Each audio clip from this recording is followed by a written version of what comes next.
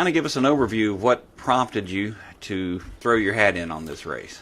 Well, I'll start with the final straw. About 2 weeks before the omnibus vote, Doug Collins sent out a mailer just really talking about how upset he was over Planned Parenthood and all that they were doing, and that it just had to be eliminated, and he was going to do everything, not some things, everything in his power to put a stop to all that. Then 2 weeks later, he votes for the omnibus bill, which had funding in it for Planned Parenthood. Now, we get the story when you talk to him about it, well, that money really doesn't go to the abortion aspect. Abortion comes in from grants and other things like that. And we're going to eliminate all this, and we're going to do that over here. And, of course, they have since, in January, voted to defund Planned Parenthood, sent it up, and guess what happened? It was vetoed. It was vetoed. Yeah, and we all knew that was going to happen. So that vote was just a pure show vote. When he voted for the omnibus bill, after making this big stand, that was just the final straw of a multitude of things that had been building for quite some time. And watching his voting record closely, he does a magnificent job of what I call the dog and pony show. Because he's won several awards as one of the most conservative. Yeah, the award he likes to tout, he was the most conservative representative from Georgia.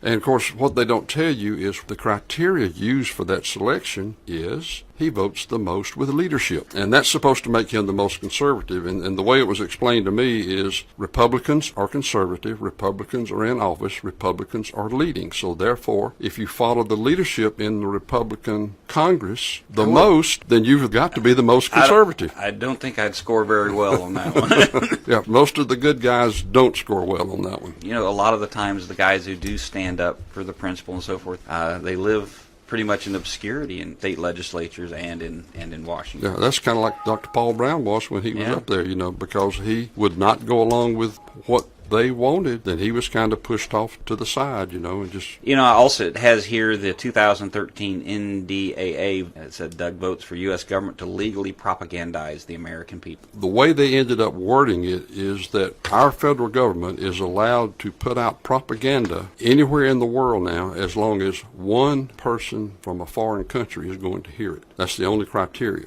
So that pretty much means they can put it anywhere they want to, including the United States. The government now legally, by that law, and Collins signed that, can propagandize us. What definition of propaganda are they using, I wonder, or if there is one? Well, propaganda is basically anything usually that's kind of half true.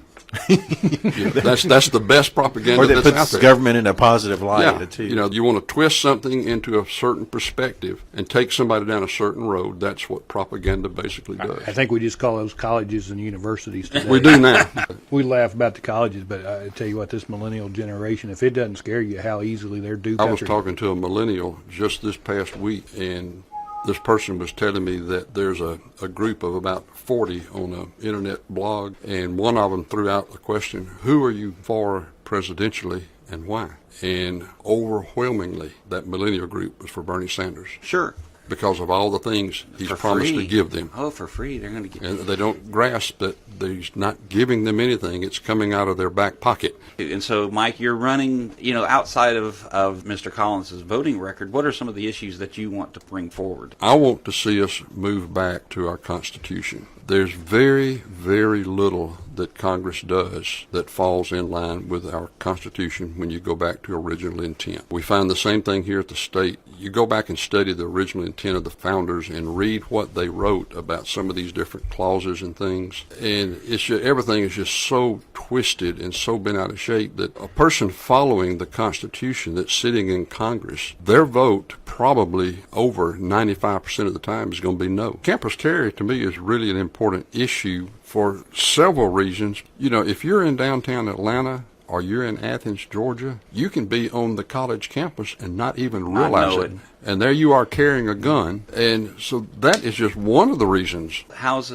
support? I'm getting support from a lot of friends. But one thing that we all need is money. It's really, really difficult to unseat a sitting congressman because of the war chest that he typically has. And I haven't looked recently, but the last time I did look, he had $400,000 sitting there. And there are actually 3 of us running. Oh, that was my next question. That have announced against him. 3 others? Yeah, 3 total? 3 total running? 3 total right now. Okay. Roger Fitzpatrick, he ran for Congress against I remember the name. Doug when Martha did. That was when Doug first ran. It was an open seat then. Then Bernie Fontaine is also running.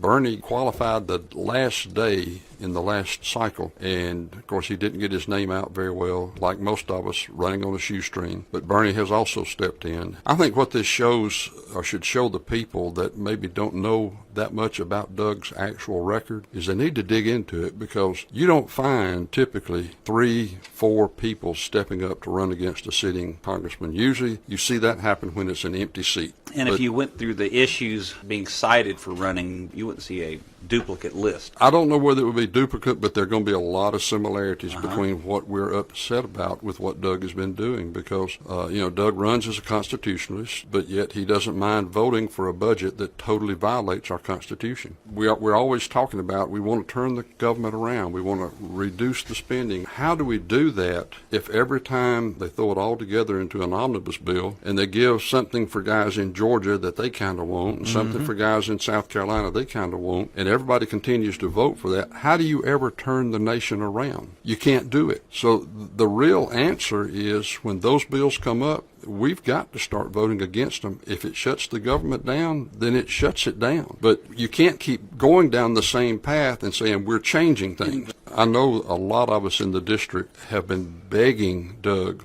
to not vote for John Boehner, but he ignores that. So how do you change Congress if you keep doing the same things over again? You keep putting the same people back in leadership that are taking us down the wrong road, and we're supposed to expect something's going to change? It's not going to happen. Eric Cantor didn't think he was going to get beat. He got beat by a shoestring budget. Yeah, but he did get beat. That's just one of the things that should give America some hope, is some of these people are getting unseated. A lot of us in the district were asking Doug not to vote for Paul Ryan.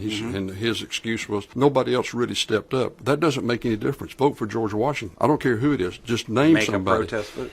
Make a protest vote and throw it into a situation where they have to sit down and possibly negotiate and try to find someone else that might be more agreeable to people. Before I can get up there and start making some of the changes I want to see, folks, I need some money. I would appreciate it if you would look at Scupin for the number 4 Congress. ScupinForCongress.com. There's a place there where you can spell Scupin. Yeah, spell SCUP as in Paul, IN, for the number 4 Congress.com, and make a donation. And while I'm at it, I don't mind if you make a donation to Roger Fitzpatrick and to Bernie Fontaine, because we want to unseat the incumbent. We want to change up there. So I think there's a good possibility of forcing Collins into a runoff, since he will have apparently 4 challengers. Well, so that's at least what we're hoping. And Yeah. of course, the ideal situation is for someone else to go up there, whoever it is. And if one of the 4 of us end up there and we're no good, then by golly, come back and replace us too. But we as a people have got to recognize that our sovereign duty is to know what these people are doing, and not know what they're doing 2 days before the election by asking Brother Bill, who you going to vote for? That's what it's going to take. We have to change a lot of seats, and not only do we need to change the seats in Congress, but we've got a few good guys down here in the Georgia legislature, but it's very, very few. And we need people that understand the original intent of our Constitution sitting down there, and the guys I talk to down there, for the most part, don't know it. Now, if our legislators at the state level across this nation understood the real meaning behind the Supremacy Clause and quit taking what our liberal colleges are teaching lawyers that it means, we could flip this nation quickly. But that's one of the big roadblocks, is we don't have legislators that understand our very Constitution and what the role of the federal government is. The federal government was created by a compact. A compact is a contract. A contract is made between parties. Those parties are talking about another entity. That third entity is not a party to the contract. So how can that other entity decide what the contract means? Well, it's the top of the hour. Being here. Mike, glad to have you back here. Good luck. We'll Thank you. check up with you on how you're going throughout. And that's it. That's it for this week. Thanks, folks. Come back next week, and I'm trying to remember who the guest is next week.